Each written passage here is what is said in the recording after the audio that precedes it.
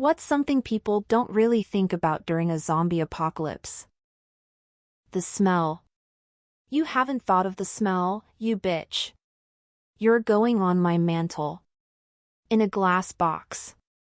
Now that's settled, let's have a normal conversation.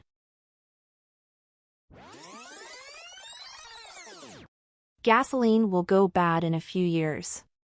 This is the one that always cracks me up because so many shows/games/movies have these decked out zombie cars that probably get a nice 8 miles per gallon. Which, unless there's some groups mining oil, running a refinery, and selling gas, will be completely useless in 2 to 3 years.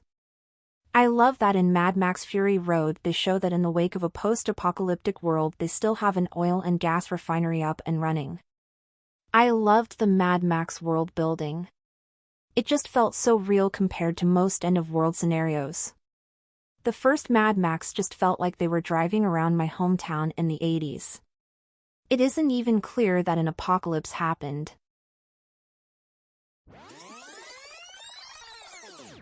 I'm always shocked in zombie movies/shows that people forget bicycles exist. It's a relatively fast and quiet way to get around that no one uses. What about slingshots? Why is no one using slingshots in zombie shit? Unlimited ammo essentially, quiet, you can use it to draw zombies' attention away from you. So many possibilities. Slingshots, people.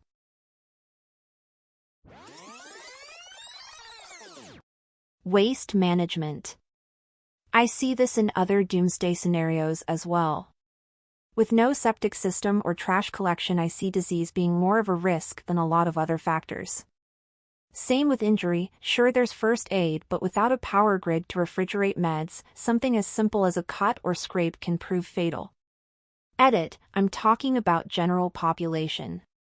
Not the people who are well versed in survival and have a limited/working knowledge of how to live outside of society. Last man standing, he ended up pooping in a pool. Last man on Earth *. Why did they not renew the next season? Probably my favorite series. I named my dog Tandy.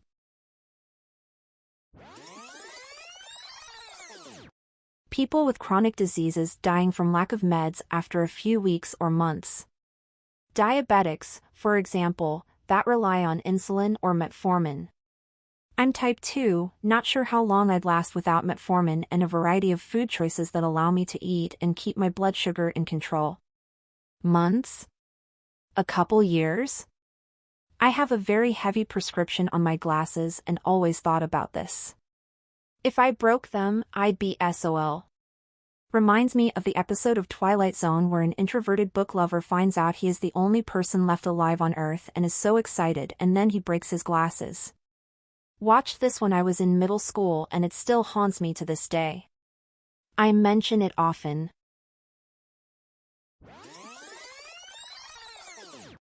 Dental problems occur.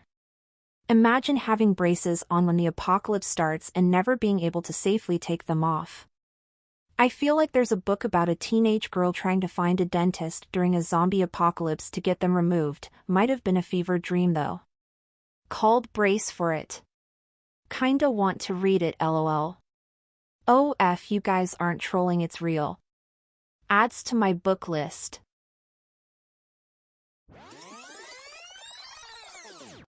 How every scenario in which they think they do alright starts with them being ready.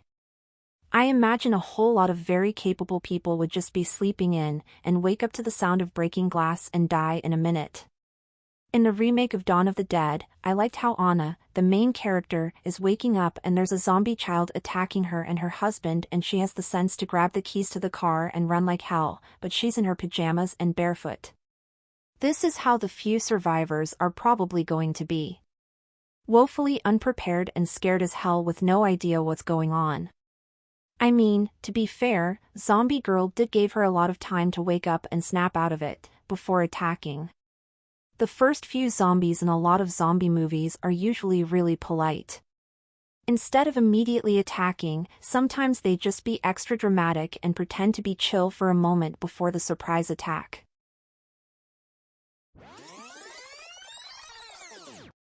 Cover your skin. A full face helmet and Kevlar jacket/pants would pretty much make you zombie-proof. Even a welder's leather jacket or a carpenter's apron could help. Welding gear in general could be very useful in a zombie apocalypse IMO. I do feel pretty zombie-proof when I'm in my shop gear, that's true. Heavy denim and leather, steel toes, nothing's biting through any of that.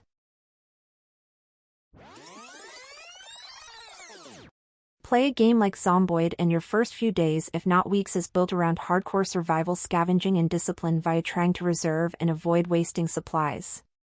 But after you've settled and built something to last and have your needs met, what then? Like The Walking Dead, it becomes painfully less about the zombies by some point and more of the everything after survival. The eternal nothing. Rebuild. It becomes about rebuilding. Yeah, nobody talks about how boring the apocalypse would be. Zomboid gets it right, you being alone in this massive area, nothing to do but hone skills in carpentry, mechanics and bushcraft. Then you get cornered on a routine supply run and mauled to death. Zomboid is hard, lol.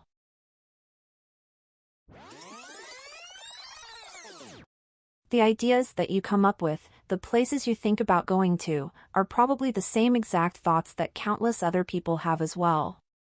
Yeah, I'm just going to bunker down at the nearest Walmart and hold the place to myself. No, you won't, because Country Boy Terry already laid claim to the place and is gonna pick you off with his firearms if he sees you encroaching on his territory. Or likely there will already be a massive crowd of zombies waiting for you when you get there. Just returned from Walmart can confirm. It has started. Zombies already there. Worked Black Friday at a Walmart back in 2004. The hordes of ravenous, dead-eyed shamblers pressed against the glass waiting to get in is the closest I've ever come to a zombie outbreak. Thank you for your service.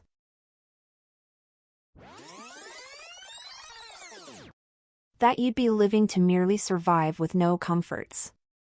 It would not be as enjoyable as some people fantasize about.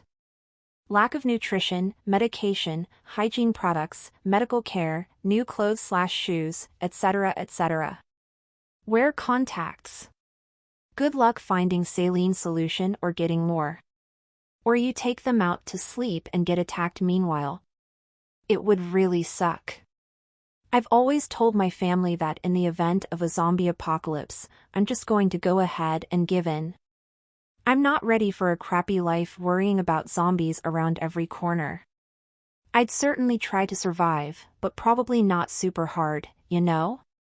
I'd want to kill one. See if I could do it.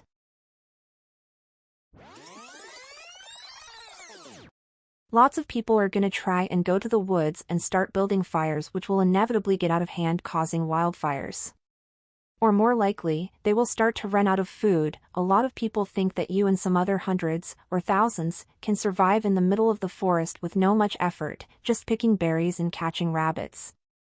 In a scenario like that, they will quickly find out why farming was the biggest thing happening 10,000 years ago and why our society leveled so many forests for more farmland. In fact, the Book of World War Z have a chapter about that. A lot of Canadian families drive to the north to hide in the woods, and everything is nice and chill for like 2 weeks, then, people start to run out of food.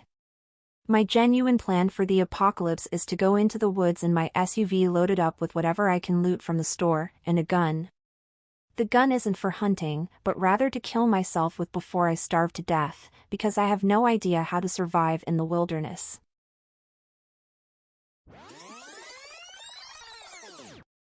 The zombie hordes would eventually rot away.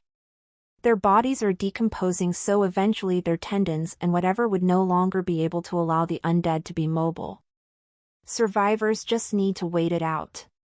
In a reanimate the dead scenario, definitely true. What I wonder more about would be something like a mutated rabies that doesn't actively kill the host, but pushes them to base-level instincts of aggression, food, and water. Wouldn't there still be a lifespan on a mutated rabies host? Sure. I was just using it as an example of something that tends to cause aggression.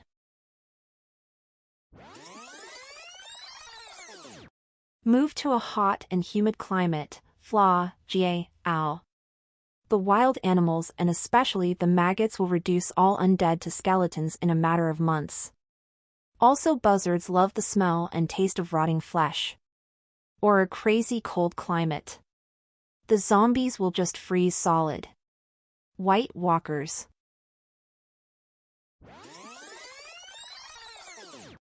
The lack of sleep. Real, actually peaceful sleep. Between zombies and the people taking advantage of the lack of order, real beneficial sleep will be almost impossible the first few years.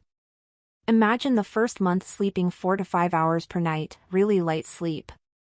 Then, one night, you seem to be in a safe place for once, you sleep like 10 hours totally immersed in the rest. When you wake up you have those 2 minutes we all have experienced where you don't know what day is it, what is happening with your life or what are you supposed to do. And then you remember everything that happened in a fraction of a second, the deaths, the apocalypse, the distress, your situation, the ones you've lost or don't know nothing about. Just imagine how would that make you feel. I already feel bummed out when that happens to me, but during an apocalypse? A lot of grief, sadness, maybe some anger.